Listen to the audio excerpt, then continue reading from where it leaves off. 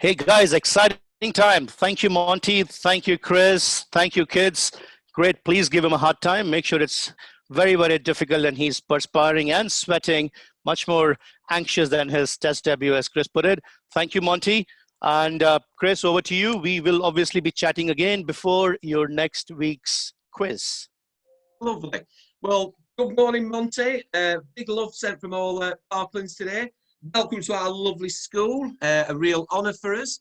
And thanks for your time which you've given today, because I know what a busy man you are. Now, the children love doing the research about you, and I've got lots more up there, but I've got sheets and sheets of paper all about your life and things. But we're loving you today because you've been a real hero to English cricket, and you've also been a real influence, a high influence person for British Asian cricket, which we may touch on obviously this morning. Now, Monty made his debut for England in 2006, and he was a 631st player to represent England. He played 50 times for England in the Test team, and I personally got to see him play 8 times. He took a whopping 167 wickets, which is the 21st highest ever wicket taker for England and the 4th highest ever spinner in England. He had a batting average of 4, but we'll come on to that and things. But significantly, in 2009, he helped save a Test match, batting for about 63 balls with Jimmy Anderson for 40 minutes. Surviving an Australian assault, because in England, Australia is our biggest rivals. And since retiring, he's still playing an active role in the game. He's going to be coming up to our school to do some cricket coaching and things before we go down to London. Post-COVID and things. Monty's done a lot of work on mental health, which is really significant given what's happened over the COVID time. So without any further ado, I'd like to introduce to you the Sultan of Spin, Monty Panesar. Thank you for that kind introduction and lovely words, Chris, and also, Gaurav. And thank you for making all of this happen, for me to get the opportunity to speak to, young children who probably are happy to be back at school now, back with their mates, back learning. And I know there's some Leeds fans there, they must be happy this weekend. Leeds beat Fulham 4-3. I'm keeping a close eye on Leeds as well. I think they're going to stay in the Premiership. They're one team that's going to keep, I think, everyone happy in Leeds, especially you, Chris, and also the children as well. So thank you so much. Beautiful. Right. I'm a Sheffield United fan, by the way, and it's Sheffield United Leeds this Sunday, but there you go. But I'm not old enough to know things. So I'm going to pass you now to some questions from the children. So we're live in Mrs. Rennison's room and we're live in Mrs. Atkinson's room. So should we start, Mr. Wilkinson? Where should we start, please? Yeah, we'll start over here in year 5. So hi, Monty. Good to meet you. Hi, Mr. Wilkinson. Hiya there. The kids have come up with some absolutely fantastic questions over the last few days while they've been doing the research. So yeah, I'm chuffed to bits with what they've come up with. Miss Atkinson and Miss Rennison will read the questions so that the children can all hear the question as well as the answer. But they've actually come up with the questions themselves. Brilliant. Okay. Yeah. Are you happy with that? Yeah. Go for it, mate. Go for it. Okay, whatever the questions. Yeah. Okay. So the first question is: how old were you when you started playing cricket? Yeah, I was a 10-year-old when I first started playing cricket, and I remember I was at school when I played quick cricket. Do you remember, with the blue bats and a soft ball? So that's when I first started playing cricket in playgrounds. Yeah, one of them, and I had a knack of hitting the ball, out of the playground, and so that's how I started my cricket at primary school. And what made you love cricket? I think what made me love cricket was because my dad used to play cricket, during the weekend, and I used to be a scorer. I used to score his runs, especially maybe put on a few extra runs for him. And I really, just that's how I got involved in it. And Luton was a very strong community for cricket. We had a really good club called Luton Town and Indians. And it made it a lot easier for me, the transition of going into cricket, because you know, the community itself, Luton, you know, it's very strong on cricket. Lovely, thank you. And how did it make you feel when you first played in front of a large crowd? Yeah, that was a surreal moment for me, because you know, from a young age, whenever we have a passion for something, my passion was cricket. It's the love for that hobby, or that passion that gets you through to the top of your game. And when there was crowds, it's like you kind of think, gosh, you know, maybe I'll finally have arrived as a professional, you know, cricketer, and people are watching me, you know, to perform. And I think that's you know, that's what happens. Like if you have anything that you have a passion or zest for life, it's a sheer love, you know, for that sport, or whatever, you know, you're into, that really, you know, gets you to the top. Amazing. And how did it feel when you first represented England? Yeah, it was amazing when I first, you know, represented England. It was my dream to play for England, and you know, in fact, my dream was to become the best spinner in the world. So, you know, I had, you know, even further ambitions.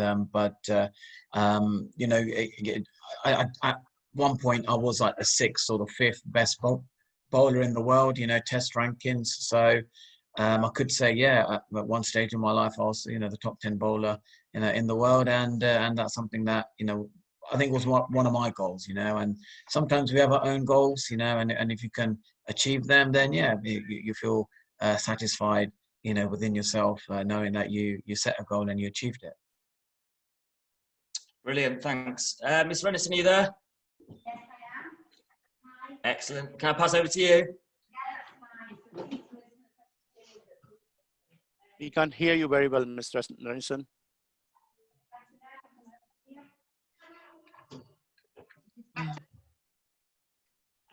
During your cricket career, when did you feel the most pressure? Can't hear you, Sam. Can't hear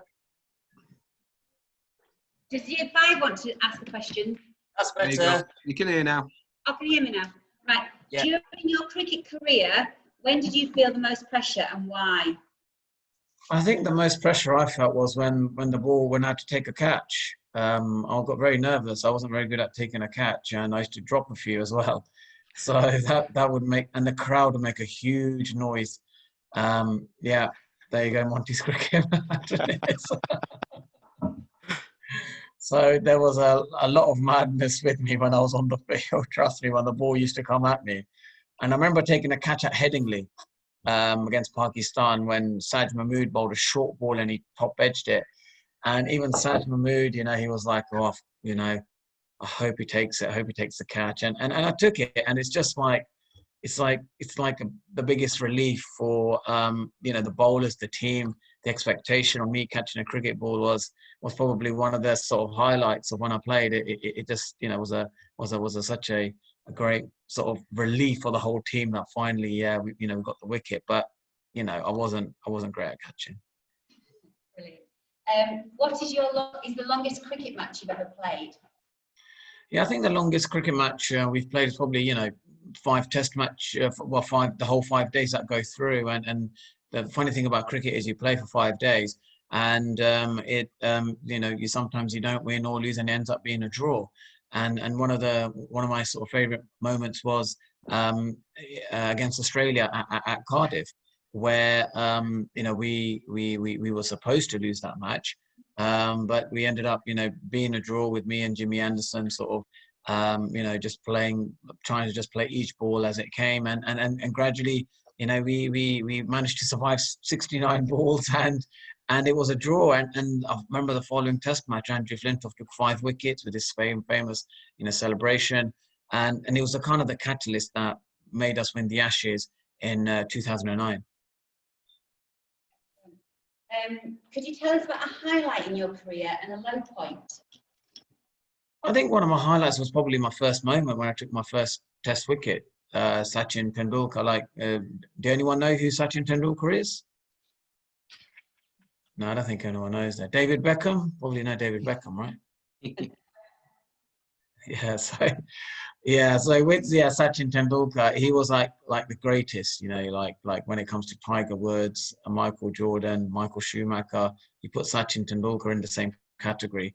And I got his first Test wicket, and you know, it was just joy of celebration, running around towards point, and actually, you know, I kind of felt like I was, you know, in heaven you know, I thought, oh, this is the best moment of my life. So yeah, that was my starting, and you know, I think there's a lot of promise with my career. A lot of people thought that I should have taken a lot more match wickets, or you know, should have played a lot, maybe up to, you know, 75 to 100 Test matches, but I didn't really kind of live up to that promise because you know, sometimes some of the you know, I remember Shane Warne, you know, saying to me that you've you know, you've bowled the same Test match, played one Test match, but you know, played it sort of 33 times, and that was my kind of weakness. You know, I didn't have, you know, didn't allow, you know, me to sort of you know, add variation into my game, you know, and I kept on bowling the same ball, hoping to get the same result, but eventually, you know, people work you out, and you have to adapt your game and grow as well, and I didn't manage to do that, but you know, that's something that I learned, you know, over time when I moved from Northants to Sussex. What do you do with your time now?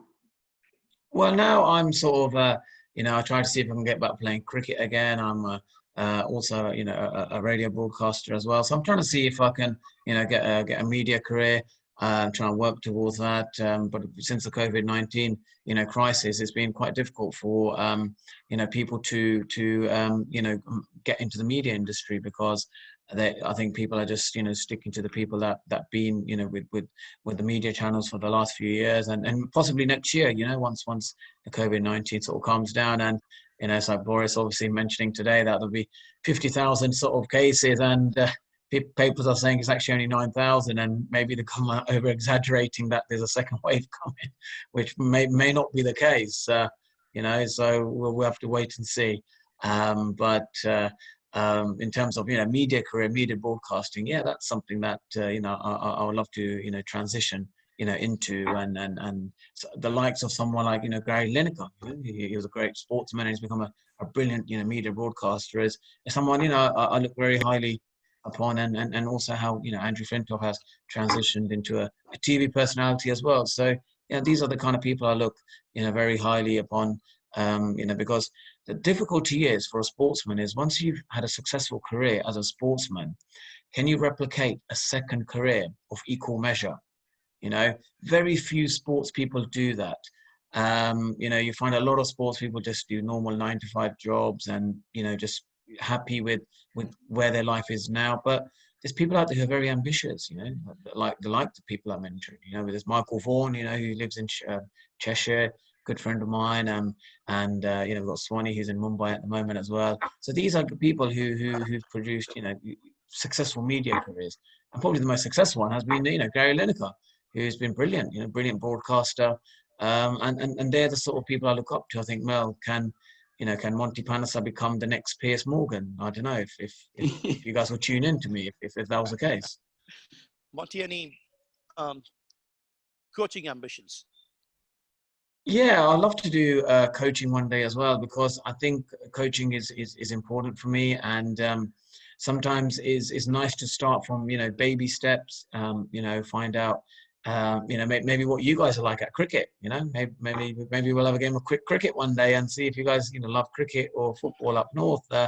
You know, but that's the kind of stuff, you know, yeah, I would love to get into as well, you know, like start coaching at school level, primary school level, secondary school, gradually, you know, build up my sort of experience in coaching, you know, and then see, you know, what kind of coach I am, rather than, you know, going for the slightly bigger roles, academy roles, or the first, you know, like professional coaching, sort of getting involved in that, because sometimes you have to build the experience at school level, you know, and you know, it's like teaching. You know, you've got to understand how children, you know, they tend to say, when I went to my coaching, when I did my level 3 coaching, that the younger the children, the more fun you're going to make cricket, And then the older you get into sort of secondary school level, then you can be a little bit more technical. So, you know, if I ever have the opportunity to come up and do a bit of coaching or at primary school level, then there'll be lots of fun. If you'd like to have Monty, and if you'd like to have Monty come and coach us some cricket. No pressure. I think that's fairly unanimous there. Monty, thank you for that offer. Pleasure. I guess I don't think any of them want to do their homework. They'd rather be playing cricket, right? That's it. Yeah, it'll be awesome, Monty, to get a child coached by you to play for England. Yeah, that one day will be, you know, a great story. You know, kind of started off coaching at primary school level and seeing that, you know, seeing one of the children, you know, grow into 10 to 15 years time playing for England. You know, that would be a lovely story. I'll probably be in my 50s then, but it'd be great to see, you know, on TV watching one of the children that started from primary school ended up playing for England. I think that'll be a very proud moment for me. Brilliant. We've just got one last question. If you have children, do they like cricket, and how have you inspired them to think about taking after you? Yeah, I think that's a really great question, because sometimes parents who are, you know, very sporty parents will put a huge pressure on their children to do it this way, do it that way, and it's a natural thing, you know, something that they, you know, enjoy, something that they like. And you know, when I have coached young children, you watch them, you say they become very curious about picking up a bat, a ball, and they want to know more about these things. And that's a great sign. That's a great sign that they really want to, you know, enjoy and get involved in the sport.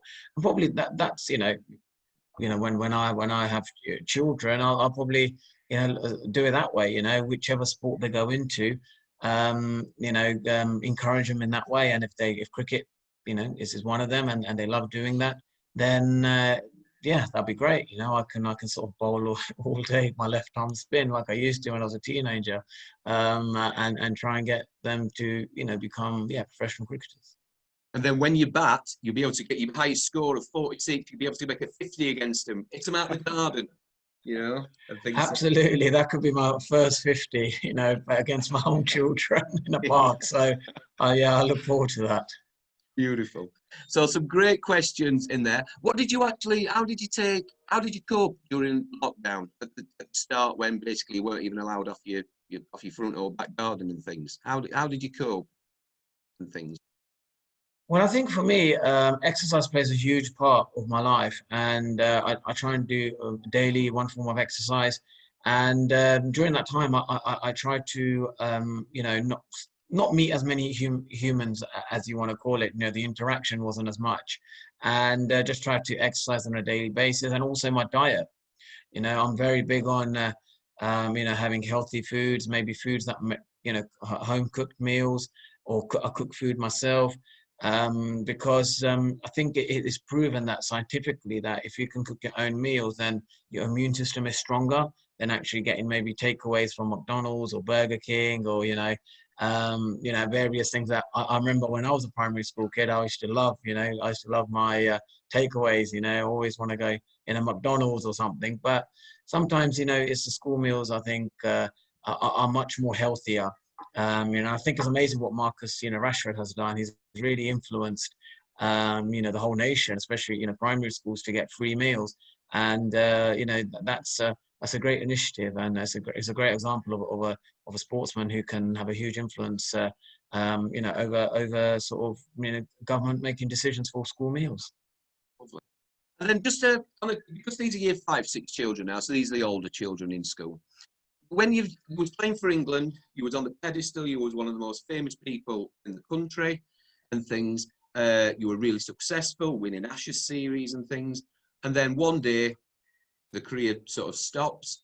And how do you cope in a mental health sort of way? How do you cope from being this sort of mini god up here to suddenly one day waking up thinking that was my past, that was, you know, and things. So how did you make that transition from hero to starting afresh in a new life? Yeah, well, sports is like that, you know. One minute you're a hero, next minute you're zero, and you have to mentally cope with these kind of things. And that's why, you know, your relationships with your coaches, your family, your friends are really important, because, you know, there'll be times where they may not able to understand you. So that's why, you know, like I'm a professional sort of sports psychologist, or these, you know, professional sort of, you know, people who know how to, you know, goal set and set goals in your life, mentors, as you call it. You know, they play a crucial role because they specialize in this skill. They know how to get you to, you know, talk about, you know, about your goals and your ambitions, while with your family you can sort of just relax, and they know you really well, and they always will be there for you. But sometimes, you know, the conversations can be not as productive as maybe when you're with a mentor or a life coach, because or a teacher, you know, whoever, you know, that they are. They can really, you know, get the best out of you and get you, you know, setting in the right direction. Beautiful, beautiful. Are there any other questions from Mr. Wilkinsons? We could do a couple of quick fire ones if you want. Let's do a couple of quick fire. I mean, just going back to Monty just there, just 1 second, Alicia. I think what you just hit the nail on the head there is so true. Talking is everything. And we're in this situation. I mean, one of the best things that come out in the last 5, 6, 7 years is discussing sort of mental health. I know that when we was chatting last week with myself, you and Gaurav, setting all this up, we were talking about a famous footballer called Stan Collymore, who about 10 years ago came out and said, I'm really stressed, I'm really struggling and things. And he was absolutely ripped apart on the media and the newspapers as being somebody who, how can you be stressed and depressed? These people who have to get up and work 12-hour shifts, you know, you're getting paid lots of money to play football. And he got really ridiculed for it. But as I said, over the last 10 years, things have changed gradually in a way now, which we're talking and getting something off your chest. It's absolutely everything, because issues can happen to absolutely everyone, whether you're the most famous person, whether you're royalty, or whether you're myself, or whether you're just lovely little school children like this. So that's a big thing, that talking. And I think, Chris, when Marcus Trescothick came out with his Marcus issues, Trescothick, yeah. yes, he was ridiculed as well, right? So when he came back from Australia, people were like, he's just scared of, or, you know, lots of things were written about him. I mean, you was in the squad at that time, Monty, Yes. when Marcus. How did you players see it? I mean, back then, how did you players see Marcus's sort of position? Yeah, I think it was difficult for us, because I remember Marcus just being this solid team, you know, member of the team. Like whenever you know, developing your core players of any group of 11 players, like Marcus was very much part of that, of any team. You know, everyone just looked up to him as the person who sets the standards of the team ethics, of the fitness, of the way you train. And he was a role model, you know. He was the one where we went to team functions, we would see, you know, how he's handling everything, and we were just like, you know, be under his wing, and that's how it was. We just thought, you know, Marcus Trescothick is just invincible in a way. Like, I just thought he was going to be the next greatest, you know, English batsman, you know, scored 12 to 13,000 test run.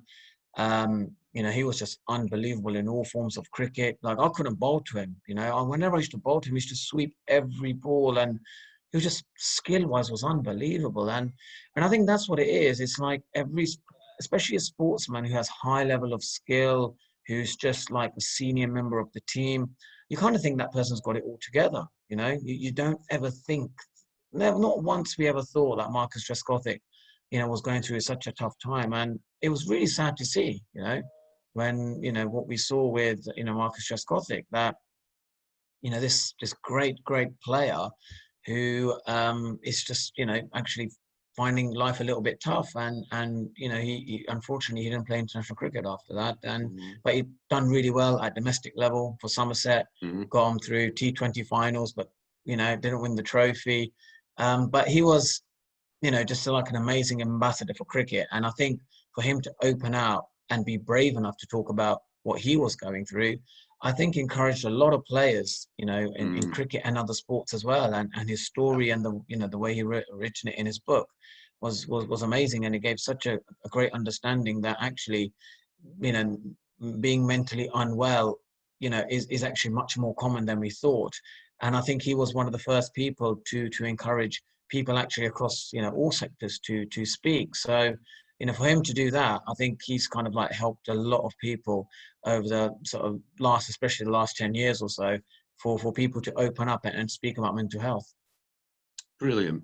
Thanks for those lovely comments, and that's a great example to sort of use. Right, I think we're going live to Mr. Wilkinson's class for some live questions.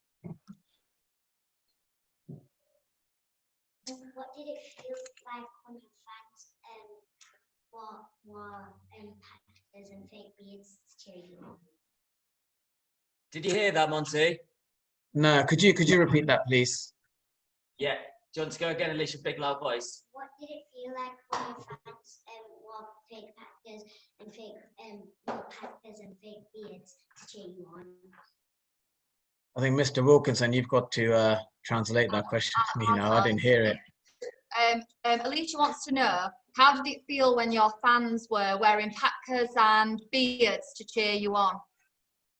Yeah, that was such a surreal moment, honestly. I remember during the derby match at Northants when I got back and I played, there was a couple of children with masks on and, you know, fake bandana and beards, and it was just like unreal. I didn't expect any of these kind of things to take place, because when I first signed my contract for Northants, it was like, I just want to play cricket for England and that's it. I don't want to be part of this, you know, other sort of things, you know, where you're like, you know, people taking pictures of you, signing autographs, all of that.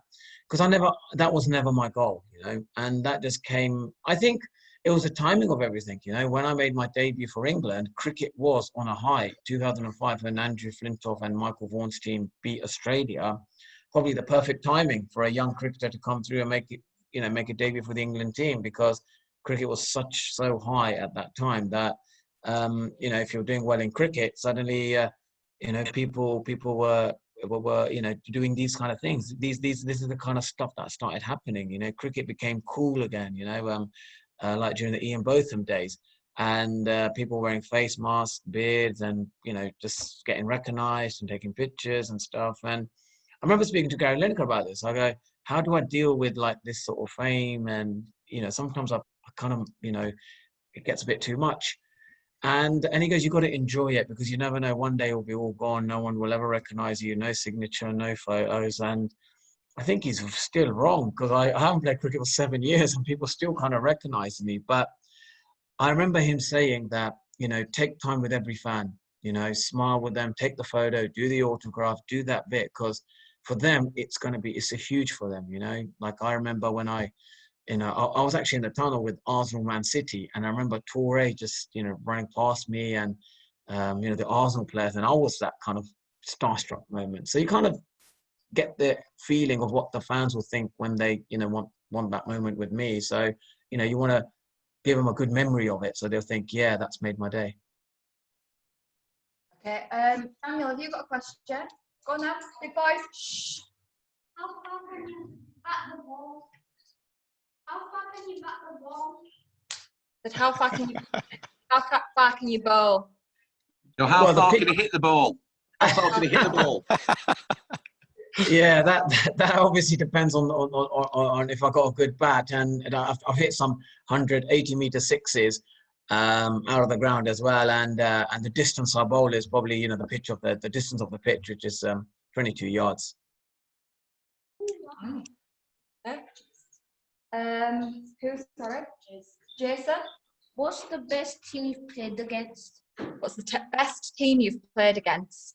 Yeah, I think the best team I played against was Australia, where Shane Warne, Matthew Hayden, Justin Langer, Glenn McGrath, they were all, you know, playing, and that was just, you know, unbelievable team. Probably, you know, the best team I've played against. Okay. What did you feel like when you played in Pakistan? What did it feel like when you played in Pakistan? Well, I haven't played in Pakistan, but I played against Pakistan in England, and it's, you know, it's a great experience depending where you're playing. You know, if you're playing in, like I played in Headingley and also in Old Trafford, you know, there's a lot of Pakistani supporters, you know, north of England, and you kind of feel like, you know, it's passionate fans, you know, loving cricket. So that's the great thing about cricket, is that when you're playing in certain parts or certain grounds, that people, you know, love the passion, and you know, the fans, you know, play a huge contribute towards cricket being such a great game. Monty, I'll come in there, put you on the spot. Who was your best sort of friend? Who was your best sort of companion in the England team? And which England player got on your ticket that you wouldn't have wanted to share a room with? So one of my best mates or best is Andrew Flintoff. So he's been really good, and we've always sort of had a lot to share. Michael Vaughan is another. I'm close to Michael Vaughan as well. I played really well under his captaincy. He got the best out of me. A very good manager, and he just knew. He just asked every individual what motivates you, to get out of bed and play for England. For me, it was just turning the ball. Give me the ball, and I just want to bowl. And that was it. So he managed to do all of these great things, and he's good. I've always, I'm still very much connected with, Michael Vaughan as well. And my batting buddy, Paul Collingwood, he's a good guy as well. He helped me during the Cardiff Test match. So yeah, and I'm still very much, in touch with most of the England cricketers. I'm a big fan of Mike Nasser Hussain's commentary. David Lloyd as well, Bumble. He's a very, very funny man. So yeah, I'm very much just in touch with all of them, and it's just that's what it is. It's the great memories you have, with the teammates you've played with. So they end up becoming your good friends as well. Hey Monty, a question. What's been your most interesting sledge by an Aussie that made you laugh? Well, that's a very good question. It's just like, I didn't even understand half. I think one person said to me, "Where do you park your elephant, mate?"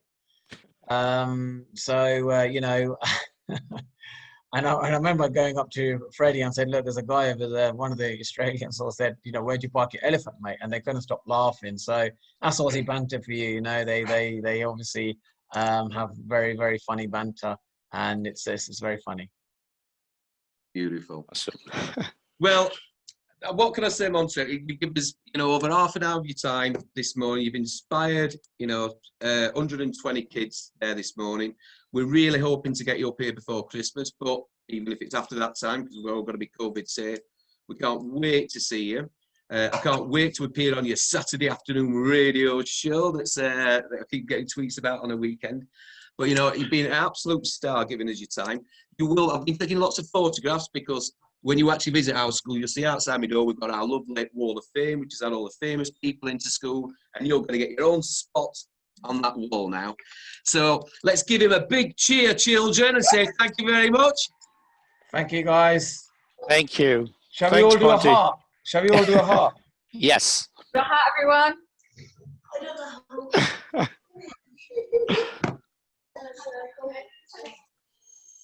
Everyone. Beautiful. 3 cheers for Monty. Hip hip. Hooray. Hip hip. Hooray. Hip hip. Hooray.